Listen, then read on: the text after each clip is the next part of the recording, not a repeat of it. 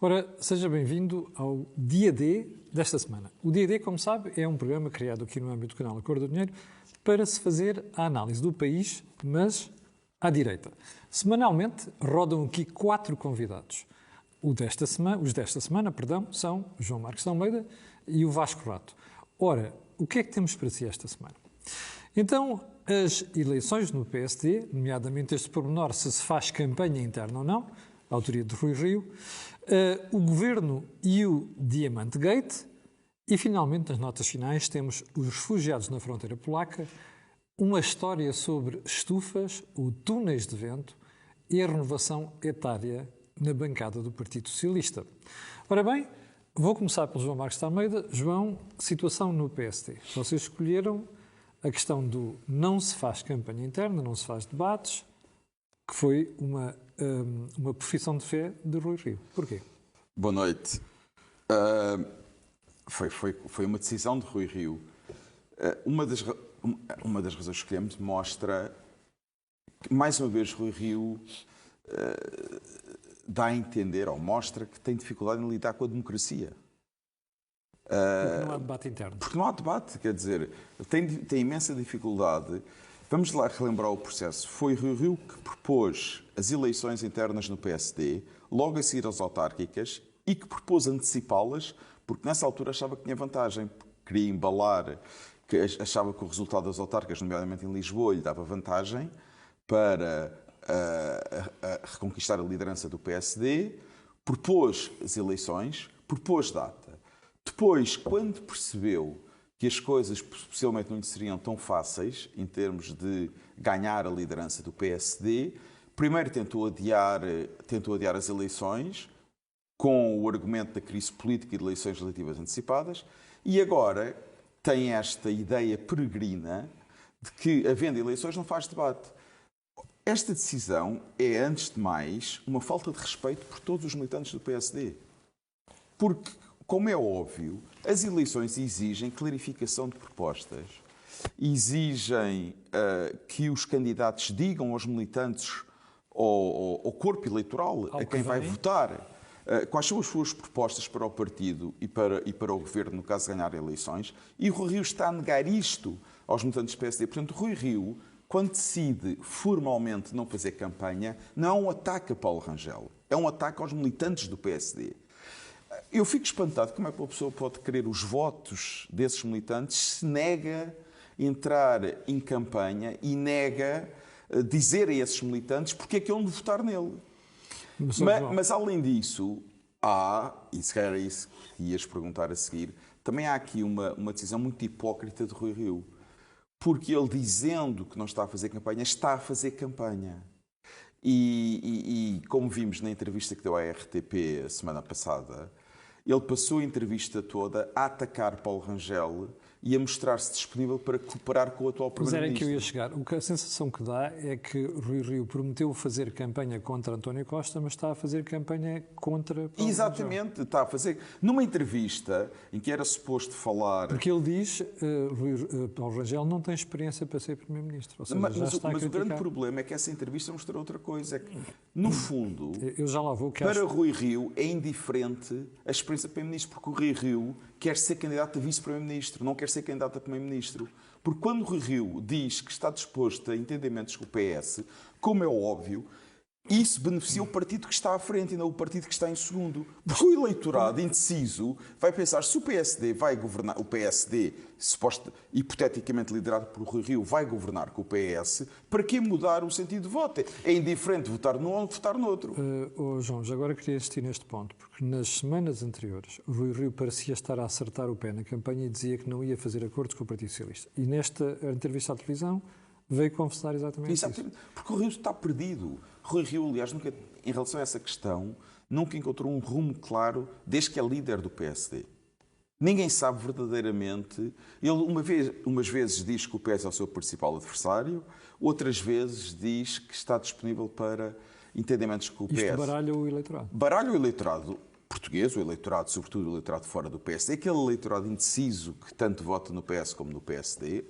O eleitorado flutuante, claro que baralha, mas mostra um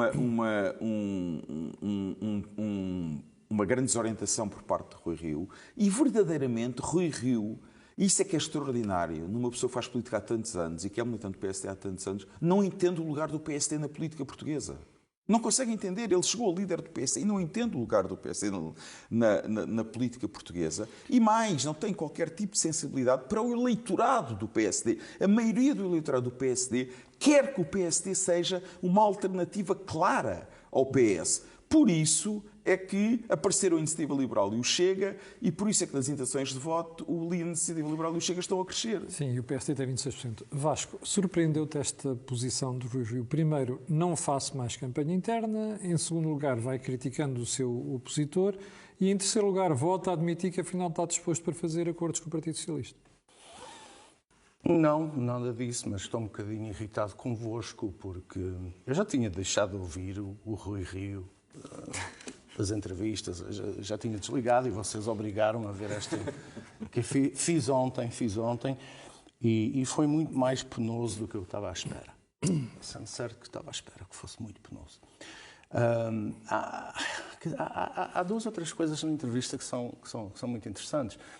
O João já sublinhou a dificuldade que Rio tem com a democracia interna. Quer dizer, e, portanto, a recusa de fazer campanha não me choca. Aliás, é interessante a forma como ele conceptualiza a campanha. Ele diz uma guerra intestina. Fala só em guerra. Portanto, para ele uma campanha não pode ser uma coisa esclarecedora, civilizada. Não, é uma guerra e não sei o quê. A concepção que o Marcelo Caetano tinha da democracia. Não, é uma concepção muito pouco saudável sobre o que é uma campanha política interna. Mas isso foi menos mal, ao meu ver, porque o resto da entrevista é verdadeiramente lamentável. Quer dizer, eu ouvi aquilo e não percebi ao certo se Rio é candidato a primeiro-ministro ou candidato a contabilista do regime ou mordomo do PS. Porque tudo aquilo que ele diz basicamente se reduz a duas coisas. Primeiro, eu vou gerir melhor o regime. Não é? Isso nota-se claramente quando ele fala do IRC, em que diz, vou reduzir o IRC consoante a folga orçamental que existe, etc, etc. Portanto, ele não está a ver as mexidas, as alterações, como reformas, ou no caso do IRC, como um instrumento de investimento, de atração de investimento. Mas está a ver o que é que pode gerir. Portanto, ele é o contabilista do regime. Quer dizer, o que depois também se reflete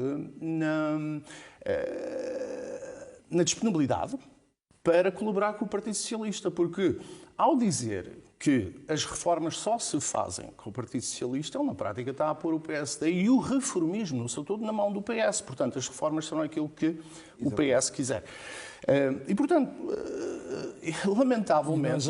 Nós já vimos que o PS não quer.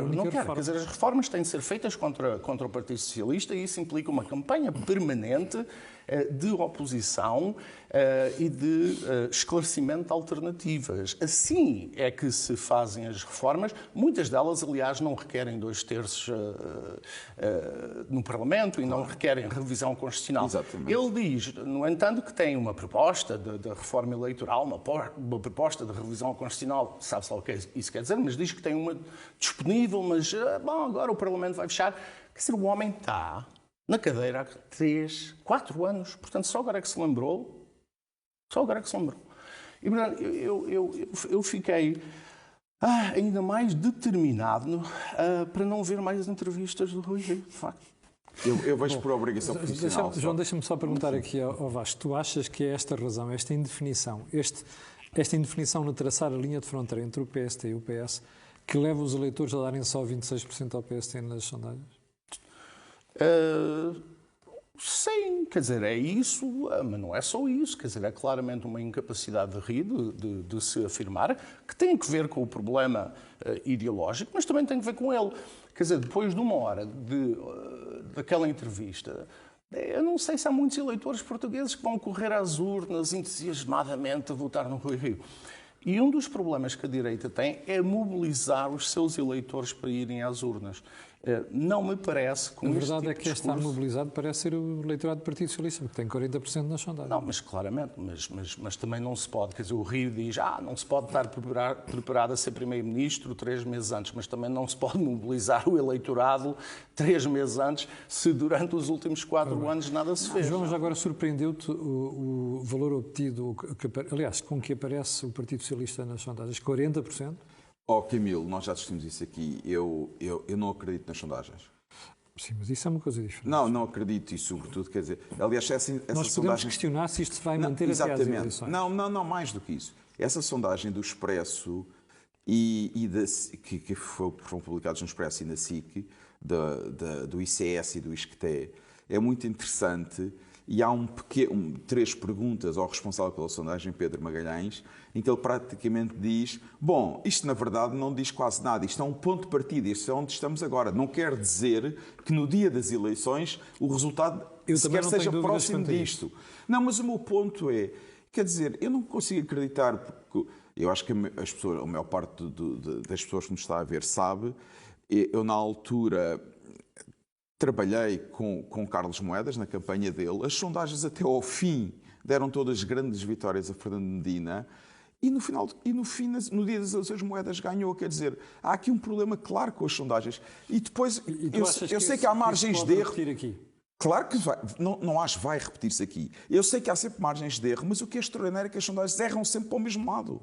As margens de erro são sempre a beneficiar o PS e contra o PSD. Sim, mas tu não achas que não há margens de erro para o outro lado. Neste caso há uma explicação, ou melhor, há uma desculpa, que é o facto de tu não teres campanha neste momento no PSD feita por alguém feita por alguém que já sabe que vai ser candidato a primeiro-ministro.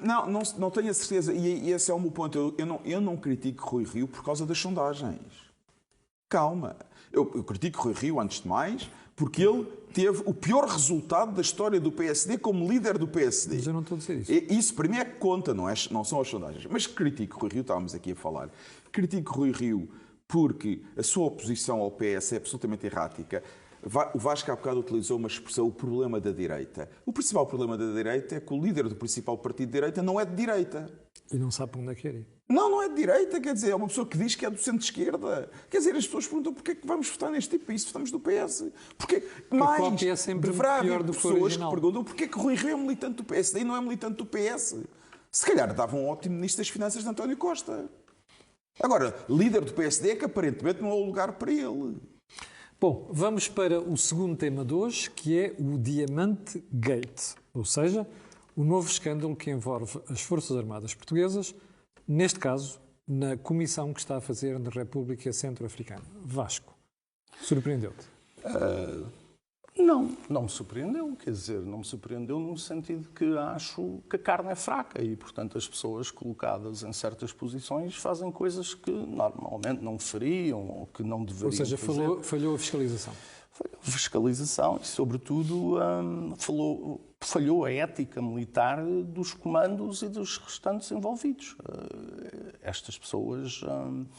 não se percebe o que é que lhes passa pela cabeça, mas também não acho que seja assim uma coisa chocante, no sentido de que, enfim, em situações extremas as coisas acontecem. E também não achas chocante o Ministro da Defesa saber do assunto em 2019, em 2020 falar com a ONU, mas não falar com o Presidente da República, nem com o Primeiro-Ministro? Não, isso também não acho chocante, porque a cadeia do comando, a bom rigor, e a cadeia de responsabilização política é Ministro, Primeiro-Ministro, Presidente da República. Portanto, o Ministro da Defesa não tem nada a informar diretamente o Presidente da República. Não, o Ministro da Defesa, claro, o Ministro da Defesa tem de informar o Primeiro-Ministro e o Primeiro-Ministro, pela sua vez, informa o Presidente da República.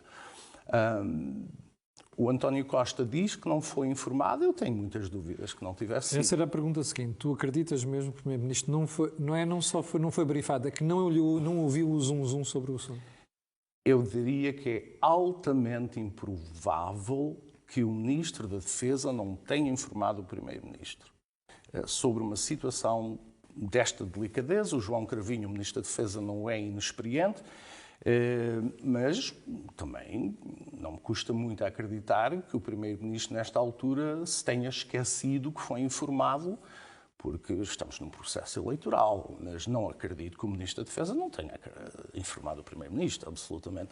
Agora, acredito que o Primeiro-Ministro não tenha informado o Presidente da República. Isso e achas normal isso? Não acho nada normal, quer dizer, é uma quebra de lealdade. É o comandante-chefe das Forças Não, Armadas. mas com certeza, mas isto não é um problema novo, quer dizer, nós já percebemos que há ali um problema entre o Primeiro-Ministro e o Presidente da República no que diz respeito a um conjunto de assuntos. Alguns deles até particularmente sensíveis, melindrosos, como são estes que se reportam às Forças Armadas. Mas vamos lá ver. Quer dizer, eu também acho que o Presidente da República aqui tem alguma responsabilidade, porque, como diz o povo, quem não se dá o respeito não é respeitado. João, Diamante Gate. Diamante Gate. 2 planos e 2 problemas. O primeiro plano, muito rapidamente, como disse o Vasco, isto mostra relatos e até evidências que sabemos que muitas das operações das Nações Unidas estão associadas a elevados índices de corrupção. Quer dizer, não é a primeira, como tráfico de seres humanos, muito exatamente, pior. Portanto, não é a primeira. O que é extraordinário é como é que as Nações Unidas não resolvem este problema. Quer dizer, sucedem-se os secretários-gerais. Se calhar o atual secretário-geral, em vez de andar tão excitado com as questões do ambiente, deveria preocupar-se também um pouco com as questões de corrupção que envolvem as operações das Nações Unidas, porque são questões importantes. E, sobretudo, é chocante ver operações das Nações Unidas em partes onde as populações são miseráveis, muito pobres do planeta, estarem a aproveitar-se não só das populações locais, como de recursos naturais para fazer este tipo de tráficos e todo o tipo de tráficos e enriquecerem este tipo de corrupção. Portanto, este é um plano que, mais uma vez isto mostra que há coisas muito complicadas e erradas com as Nações Unidas e que deveriam ser corrigidas rapidamente. Segundo ponto, Portugal. Eu também acho que, quer dizer, vamos olhar para o percurso de João Cravinho, do Ministro da Defesa, João Gomes Cravinho. Fez carreira como alto funcionário na União Europeia, no Serviço Europeu de Ação Externa, no Serviço Diplomático da União Europeia. Como qualquer alto burocrata, sabe perfeitamente que certas questões é fundamental informar quem está acima dele. Isto é uma coisa que faz parte da educação profissional de um alto burocrata. E, portanto, João Cravinho comporta-se como um alto burocrata. Portanto, eu estou absolutamente seguro que João Cravinho informou o Primeiro-Ministro desta situação. Não tens dúvidas quanto a isso? Não tenho dúvidas quanto a isso. Agora, o que acontece... Porquê é que achas que o Primeiro-Ministro não deu disso conhecimento ao Presidente da República? Porque, e esse é que nessa altura não havia inquérito sobre São os pontos, aí já não tenho certeza se ele disse ao Presidente da República, eu também acho que ele não disse ao Presidente da República. Mas o ponto mais importante aqui é que isto mostra 2 coisas que são 2 problemas estruturais no PS e neste governo. Um deles é o seguinte: o PS, por definição, esconde todos os problemas até eles serem encontrados. O PS é como uma espécie de aquelas empresas de limpeza que põem o lixo todo debaixo do tapete a ver se o lixo não é descoberto. E quando o lixo é descoberto, tem que arranjar uma desculpa qualquer, tem que lidar com aquilo. É o segundo escândalo com o mesmo... Não, mas é que o PS sempre foi assim. Nos governos de Sócrates era a mesma coisa. Esta é a cultura do PS. Vamos esconder isto e depois, se alguém nos apanhar, se formos apanhados, vamos ver como é que resolvemos o problema. É a cultura socialista que, mais uma vez, se manifesta. Segundo lugar, o governo, para António Costa, os seus ministros são, sobretudo, escudos que servem para o defender, para o proteger. E a prova que João Gomes, mais uma prova que o Ministro da Defesa avisou o Primeiro-Ministro, é que o Primeiro-Ministro não o demitiu. Se ele não tivesse avisado, se calhar o Primeiro-Ministro não dizer aos Expresso que estava muito incomodado. Não, porque o papel dos ministros é protegerem António Costa. Portanto, quando alguma coisa se descobre, quando se descobre o tal lixo debaixo do tapete, o papel dos ministros é serem eles a apanhar o lixo e proteger o Primeiro-Ministro. É o que está a acontecer. Agora, vamos partir do princípio... Não, eu sei. Se não faz outra coisa, se não apanhar lixo para proteger o Primeiro-Ministro, não é? Desde o princípio. vamos partir do princípio que o Primeiro-Ministro não informou o Presidente da República. Sim. Mas o Presidente da República agora sabe. E o que me custa muito é ver que o Presidente da República, no fundo, está a pactuar com esta cultura socialista de esconder o lixo debaixo do tapete e depois, quando o lixo é descoberto, de arranjar assim umas desculpas, tratando os portugueses como uns tontos, que não sabem pensar e que vão acreditar nestas desculpas que os governos usam à última hora. Há algum português que pense 5 minutos sobre este assunto acredita que o Ministro da Defesa não avisou o Primeiro-Ministro? Então o Ministro da Defesa avisava as Nações Unidas e não avisava o Primeiro-Ministro? Claro. Por amor de Deus! João, isto vai ter repercussões eleitorais? Não sei se vai ter repercussões eleitorais. Eu acho que a questão em si poderá não ter. Acho que as questões de defesa não são questões eleitoralmente muito importantes. Mas há aqui um padrão, há aqui uma repetição de comportamentos. E o que eu acho que pode ter repercussões eleitorais, se o líder do PSD que for eleito no dia 27 de novembro souber fazer bem isso na campanha, é explicar aos portugueses: este PS é o PS de Sócrates. Este PS continua a ser o PS de Sócrates. Quando António Costa diz deem-nos maioria absoluta, que não há qualquer problema, o PS tem maioria absoluta, lembrem-se do que foi o PS de Sócrates com maioria absoluta. Este PS é o PS de Sócrates sem Sócrates. O Sócrates teve problemas, foi-se embora, e o número 2 de Sócrates passou ao número 1. É o mesmo PS. Vasco, estás preocupado se houver maioria absoluta, nomeadamente à esquerda? Por parte do PS, naturalmente? Quer dizer, estou, mas não tanto por esta razão, se bem que acho que o padrão nos últimos anos, de facto, foi terrível. A colonização do Estado, tudo o resto, que já falamos aqui várias vezes e que não vale a pena repetir. Mas a minha preocupação, primeira, é outra. É que eu não vejo como é que o PS consegue tirar o país deste impasse em que nós nos encontramos. E agora havia uma oportunidade para fazê-lo, porque a partir do momento em que António Costa fecha a porta aos restantes parceiros da geringonça, ou os parceiros fecharam a ele a porta, não percebem o que é, mas não me parece que a direita, especificamente o PSD, deva dar mão ao Costa. Quer dizer, Costa é como está nas cordas, não é? E o que me incomodou muito também com esta entrevista do Rio foi a disponibilidade de Rio para o tirar das cordas e dizer: se eu perder as eleições, estenda a mão ao Dr. Costa. Não! Quer dizer, o que está a fazer ao Dr. Costa é isolá-lo, deixá-lo no seu impasse e obrigá-lo a sair. Não, é espantoso. Quer dizer, no momento em que os partidos de extrema-esquerda e o PS fecharam as portas uns aos outros, aparece o Rui Rio a abrir uma porta a António Costa. Claro. Ao Sr. Primeiro-Ministro: eu sei que lhe fecharam essa porta, mas tem aqui outra, saia que eu estou aqui à sua espera. É uma coisa extraordinária. Bem, vamos para as notas finais, onde temos 3 pontos, excepcionalmente 3 pontos. O primeiro é os refugiados do Extremo Oriente e do Médio Oriente às portas da fronteira polaca. João. A Bielorrússia percebeu como é que poderia incomodar. Exatamente. Há aqui vários temas que podíamos discutir, desde a falta de escrúpulos da Bielorrússia e da Rússia, porque é Putin que está por trás disto. Quer dizer, a Bielorrússia é um protetorado da Rússia, não vale a pena ter qualquer ilusão sobre isso. Eles não fariam isto sem o apoio de Putin. Mas acho que há aqui 2 pontos que eu gostava de sublinhar. Um deles é... vê-se agora, olhando para trás, e também é fácil de criticar depois das coisas estarem feitas, mas percebe-se agora que a União Europeia e Merkel, sobretudo a liderança da Merkel, foi a iniciativa da Merkel, cometeu um erro quando fez o acordo com a Turquia de pagar por refugiados, porque agora todos os países podem fazer o mesmo, todos os países da fronteira, que têm fronteiras externas com os países da União Europeia, João? É que senão eles podem fazer... chegar às costas da Grécia? Não, a alternativa é o que eu vou dizer agora. É o meu segundo ponto, que é o ponto fundamental.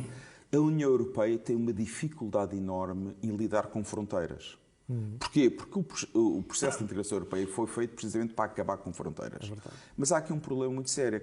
A União Europeia tem fronteiras externas. Sim. E nenhuma entidade política ao longo da história sobrevive se não souber defender e controlar as suas fronteiras externas. Todos os impérios caíram assim. Todos. Portanto, a União Europeia ou começa a saber defender as suas fronteiras externas, desde os Bálticos até a Espanha, ou então está condenada. É a sobrevivência da União Europeia que está em causa aqui. Se a União Europeia não for capaz de defender as suas fronteiras a sério, com soldados, se for preciso fazer muros, é fortaleza europeia. É a sobrevivência da União Europeia que está aqui em causa. Se não houver fronteiras bem protegidas, a União Europeia a prazo está condenada. Vasco, mesmo assunto, fronteira polaca e refugiados. Sim, eu acho que a União Europeia precisa de imigrantes. As tendências demográficas... Mas tem de escolher os imigrantes. Esse é que é o ponto, porque muitas vezes se confunde esta discussão. Quer dizer, nós precisamos de imigrantes e precisamos ter critérios de seleção que nos permita não é quem bate à porta e não é sequer escrutinizado. Não é quem bate à porta, primeiro, mas segundo, e talvez mais importante ainda, não é que quem sente que tem a obrigação de entrar na União Europeia quando é encorajado por outros regimes e por traficantes de pessoas. Sendo que a traficância é que é de Estado. Como é evidente. E, portanto, acho que isto também há uma grande relutância de falar sobre a imigração na União Europeia, porque não é politicamente correto. Quer dizer, e as pessoas não gostam de dizer que algumas terão de ser escolhidas. Quer dizer, isto é fácil de compreender. Imaginamos que 10 milhões de pessoas que querem vir para Portugal, chegam cá, quer dizer, o país colapsa, os serviços sociais, a educação, etc. Portanto, é muito bonito dizer, eu sou cidadão do mundo e quero fronteiras abertas. A realidade não é essa. Bom, segundo ponto, os túneis de vento, outra coisa qualquer, de Inês Sousa Real, como explicação para o facto de ela estar envolvida em atividades em que o PAN normalmente critica os outros. João. Só 2 comentários em relação a episódios do passado. Inês Sousa Real utiliza mais ou menos os argumentos que Bill Clinton utilizou há uns tempos com Mónica Lewinsky. I didn't have sex with that woman. Exatamente. Portanto, aqui a questão é saber o que é um túnel, o que é uma estufa. O que é uma estufa? Inês Sousa Real, portanto, define o que as empresas em que participou faziam não eram estufas. Aparentemente, os especialistas agrícolas dizem que são estufas, ou que são idênticas às estufas, nos seus efeitos. E depois mostra mais uma vez que, no fundo, o PAN está a ter Inês Sousa Real, líder do PAN, está a ter um comportamento semelhante ao que teve aquele destacado dirigente do Bloco de Esquerda, Robles, que criticavam a especulação imobiliária e ele fazia especulação imobiliária. É isso que Inês Sousa Real está a fazer. E achaste bem que ela tenha deixado, ou melhor, tenha alienado as participações das empresas em que participava? Quer dizer, mas é mais uma vez, quer dizer, eu acho impressionante. Eu acho impressionante estes novos partidos que têm todos uma linguagem de purificação da política. São os puros. São os puros. No fundo, têm comportamentos exatamente iguais aos velhos partidos, e além disso querem desfazer também de nós tontos. Quer dizer, mas alguém acredita? O que é que adianta ela vender as ações, ou vender as ações ao marido ou a alguém de família? Fez! Esse é que é o ponto. Ela fez e ganhou dinheiro com práticas que, como líder do PAN, gosta de atacar e ataca. Esse é que é o ponto. Vasco, Inês Sousa Real e os túneis versus estufas. Eu gosto muito de frutos vermelhos e tal. E, portanto, fui ao site da internet da Berry Dream, da empresa, alegadamente do marido ou dos dois, não percebi bem. E é muito bonito, de facto, os túneis de plástico, não é de plástico, estão abertos, mas de plástico, não podem abrir. Depois o packaging dos frutos, também de plástico, que seguramente não é biodegradável. Portanto, consola a alma ver estes partidos moralistas a fazerem o oposto daquilo que dizem que fazem. É assim que morrem os partidos. Graças a Deus Quer dizer, eu tenho dificuldades, desde logo, com um partido que acha que animais são mais importantes do que pessoas. Eu acho que os animais são muito importantes, mas não são seguramente mais importantes que pessoas. E, portanto, um partido que só se concentra nesse tipo de assunto, ignorando as pessoas e os problemas das pessoas, se desaparecer não faz falta nenhuma, sinceramente. João, ainda tínhamos o terceiro ponto. Para as notas finais. É sobre a renovação das listas partidárias, em que aparentemente uma das ideias é fazer de Carlos César, pessoal novo, Carlos César, e possivelmente será, se o PS ganhar as eleições e conseguir depois ter uma maioria no Parlamento, para essa eleição do Presidente da Assembleia da República, será o Presidente da Assembleia da República proposto pelo Partido Socialista. Mas Carlos César não é novo. Não, quer dizer, se isto é o exemplo de renovação, e esse é um ponto interessante, eu acho que a renovação geracional dos líderes partidários é fundamental. E nós continuamos, como se vê, o PS continua a buscar figuras que começaram na política bem no século XX. É uma cativação quase dos lugares dirigentes dos partidos. Não largam. O que mostra também que a maioria dos dirigentes do PS não sabe fazer outra coisa se não estar na política. Não tem mais nada para fazer na vida, portanto têm que estar permanentemente na política. Começaram na política depois da universidade e têm que ficar na política até se reformar. A política é uma carreira permanente na vida deles, não sabem fazer outra coisa. Agora, uma pessoa pode também levantar a questão: quantos familiares de Carlos César estarão nas listas de deputados do PS para as próximas eleições? Vasco Rato. Pois, isso é o meu problema. Eu gosto muito dos Açores, mas receio que a nomeação de Carlos César levará a uma nova diáspora dos Açores. Vamos ter milhares de pessoas rumo à Assembleia da República. Eu gostava que os empregos fossem criados nos Açores e não ali em São Bento. Mas, para evitar diáspora. Mas isto levanta um problema. Mas estamos aqui a gozar, mas é um assunto muito sério, que é a renovação da classe política. Não, isto é um assunto para gozo, porque num país normal nem sequer estaríamos a falar disto. Quer dizer, isto é tão absurdo. Mas há aqui um caso muito interessante que pode levantar um problema. E isto acho que é um tema que seguramente vamos discutir nos próximos programas. Ele tem de ganhar a eleição na Assembleia. Sim, mas vamos discutir isto nos próximos programas. Porque toda a gente está entretido com as disputas no PSD, com os problemas no CDS. Mas, na verdade, o PS tem 2 candidatos a primeiro-ministro. Tem António Costa e tem Pedro Nuno Santos. Mas Pedro Nuno Santos está a fazer uma jogada muito interessante. Mas é na prática candidato a primeiro-ministro. E a estratégia dele, o que ele está à espera é de ver se uma repetição de 2015, ou seja, uma derrota do PS atrás do PSD, mas maioria de esquerda no Parlamento. Sim. O Costa irá admitir isso, já disse que se demite se não ganhar as eleições, e será Pedro Nuno Santos o próximo líder do PS. Mas ele faz acordo com esses partidos. Exatamente. Mas o ponto aqui interessante é, se isso acontecer, Carlos César continuará como candidato do PS a Presidente da Assembleia da República? Muito bem, fizeste bem a ponto agora. Bom, foi o dia 10 desta semana, como já percebeu, este assunto é muito interessante e provavelmente falaremos dele no programa da próxima semana. Mas dizia também que foi o dia D desta semana, como sabe, é um programa criado aqui no âmbito do canal Acordo do Dinheiro, para discutir a direita, aliás, para discutir o país à direita. E também sabe aquilo que peço sempre no final, que é colocar um gosto e fazer partilhas nas redes sociais, porque aquilo que houve aqui, olhe, não houve em mais lado nenhum. Obrigado a estes 2 senhores, obrigado a si, e até à próxima segunda-feira.